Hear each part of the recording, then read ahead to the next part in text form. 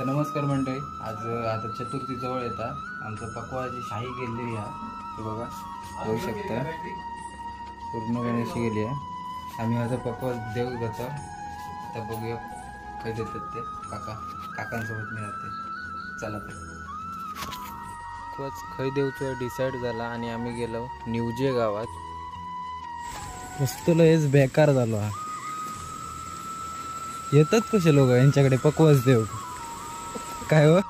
तर मंडळी, यांच्याजवळ पारंपरिक पद्धतीने पक्वास साधलं जातं आणि त्यांच्याजवळ जाऊचा रस्ता एवढं खराब झालेलो की गाडी चढताना मुश्किल झालेली. त्यामुळे मी पुढेही लय चलत.